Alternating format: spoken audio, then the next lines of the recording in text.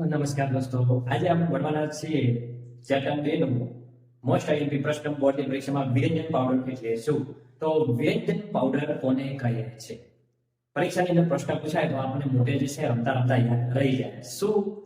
ફોડેલો ચૂનો. ફોડેલો ચૂનો તો ખબર છે ને, આપણે જે ઘરે ચૂનો કરીએ છીએ એની અંદર પાણી નાખીએ એટલે એને કહેવાશે ફોડેલો ચૂનો, એટલે કહેવાશે કેલ્શિયમ હાઇડ્રોક્સાઇડ CaOH2 ની ક્લોરીન સાથે પ્રક્રિયા. ક્લોરીન 17 નંબરનું તત્વ યાદ રાખવાનું, Cl2 સાથે પ્રક્રિયા કરવાથી CaOCl2. એક માર્ક્સમાં પણ પ્રશ્ન પૂછાય છે વ્યંજન પાવડર, એનું સૂત્ર શું થાય છે? તો CaOCl2 તો હવે એની વાત કરીએ તો સમીકરણ તો તમને જે છે યાદ રહી જ જશે. કેલ્શિયમ હાઇડ્રોક્સાઇડ ની Cl2 સાથેની પ્રક્રિયાથી CaOCl2 અને પાણી મળે છે. હવે એના ઉપયોગ વિશે આપણે વાત કરીએ તો ઉપયોગ શું છે?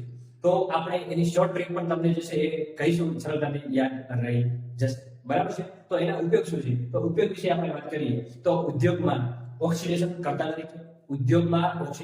કરતા તરીકે. બીજો આપણે ઉપયોગ જોઈએ તો કાપડ ઉદ્યોગમાં સુતરાઉ કાપડ અને લીનના વ્યંજન માટે. ત્યાં આગળ કાપડ ઉદ્યોગ, જે કાપડની ફેક્ટરીઓ ચાલતી હોય ને, ત્યાં આગળ જે સુતરાઉ કાપડ બનતું હોય અથવા લીનનું કાપડ બનતું હોય એના વ્યંજન માટે. વ્યંજન એટલે કે એના ઉપર જે છે એ મતલબ એ કલર રૂપે જે છે રસાયણ રૂપે હોય છે એને એના ઉપર નાખવામાં આવતું હોય છે. જે બનતું હોય છે એ લાકડામાંથી બને છે અને એ જ્યારે માવું બને છે એની અંદર જે છે આ રસાયણ નાખવામાં આવે છે. કયું નાખવામાં આવે છે? CaOCl2.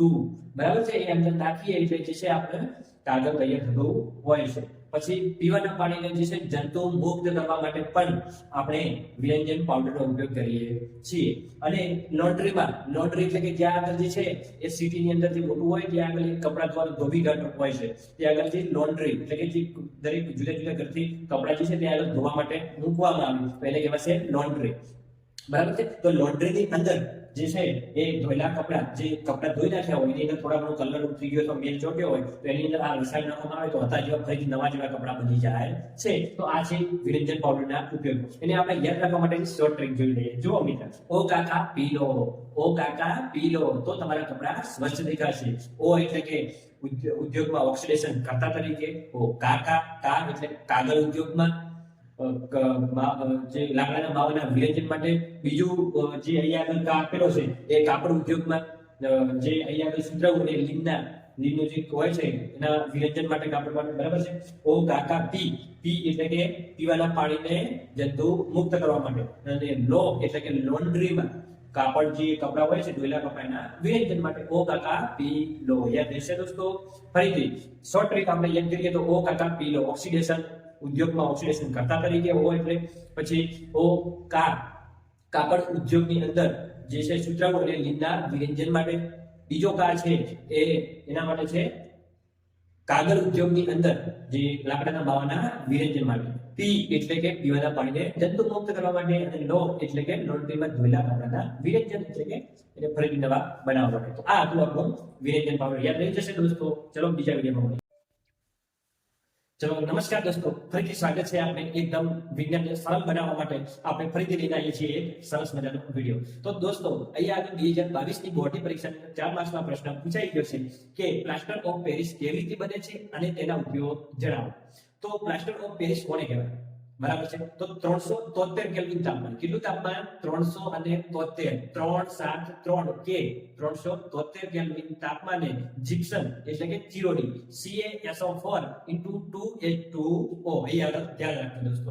તો એને જે છે એ આપણે ગરમ કરવામાં આવશે ત્યારે CaSO4 અને 1/2 અડધો અણુ પાણી H2O એને કહેવાશે પ્લાસ્ટર ઓફ પેરિસ. અથવા જે છે કેલ્શિયમ સલ્ફેટ હેવી હાઇડ્રેટ પણ એને કહેવાય. કેલ્શિયમ સલ્ફેટ હેવી હાઇડ્રેટ પણ એને કહેવાય છે. અને સાથે 1.5 અણુ પાણીનો જે છે છૂટો પડે છે. તો આ જે છે આ રીતે એની પ્રક્રિયા, રાસાયણિક પ્રક્રિયા થાય છે. યાદ રાખજો, પ્લાસ્ટર ઓફ પેરિસનું સૂત્ર શું છે? CaSO4 1/2 H2O. બરાબર છે? હવે એનો ઉપયોગ ક્યારે થાય છે? એટલે પ્લાસ્ટર ઓફ પેરિસનો તો ઘણા બધા ઉપયોગ કરેલો છે તમારા ઘરની અંદર. તમારા ઘરની અંદર જે છે કોઈનો કદાચ ભૂલે ચૂકે બાઇક ઉપરથી પડી ગયા હોય ગમે તે, મારે પણ એક વખત હું જે છે એ ખેતરની અંદર બુરીઓની ઉપર ચડ્યો હતો અને પડી ગયો હતો, તો આજે પાટો હાથ ભગાઈ ગયો હતો, તો પ્લાસ્ટર ઓફ પેરિસનો ઉપયોગ કરી અને મૂળ સ્થિતિની અંદર હાથ લાવવા માટે પાવડર સ્વરૂપે પ્લાસ્ટર ઓફ પેરિસ સફેદ સ્વરૂપે હોય તો મૂળ સ્થિતિમાં લાવવા માટે આ જે ડોક્ટર હોય છે તે એનો ઉપયોગ કરતા હોય છે. બીજું તો એક તો એનો બીજો ઉપયોગ છે રમકડા બનાવવા માટે, અને જુદી જુદી જે છે એ સજાવટની સામગ્રી હોય છે એ બનાવવા માટે પણ એનો ઉપયોગ થાય છે. અને બીજો એક છેલ્લો ઉપયોગ છે, આપણે જે પેલી કુકરી આવે છે રમવાની, એની સપાટી જે હોય છે, આપણે કુકરી મારીએ એટલે એની સપાટી લીસી હોવી જોઈએ, નહીં તો જે છે કુકરી જે છે એની ખાનામાં પડે નહીં, તો એની સપાટીને લીસી બનાવવા માટે ઉપયોગ થાય. ચલો ફરીથી દોસ્તો, એના ઉપયોગ શું છે? તો જે તૂટી ગયેલા હાડકાને જે છે મૂળ સ્થિતિમાં લાવવા માટે પ્લાસ્ટર ઓફ પેરિસનો ઉપયોગ થાય છે. ઓકે, બીજો ઉપયોગ રમકડા બનાવવામાં થાય છે, બરાબર છે. પછી સજાવટની સામગ્રીની અંદર આપણે ઘરની અંદર લગ્ન પ્રસંગ હોય ત્યારે આપણે સજાવટ કરવી હોય તો એની સામગ્રીની અંદર પણ જે છે પ્લાસ્ટર ઓફ પેરિસનો ઉપયોગ થાય છે. અને છેલ્લો ઉપયોગ જે સપાટીને લીસી બનાવવા માટે કુકરીની ગેમ યાદ રાખવાની. ચલો દોસ્તો, આ હતો આપણો પ્લાસ્ટર ઓફ પેરિસ. તો દોસ્તો, ચેનલને લાઈક કરવાનું ભૂલતા નહીં, અને એનાથી જે છે અમને ઘણો ફાયદો થાય છે, તો તમને પણ કઈ નુકસાન પણ છે નહીં. તો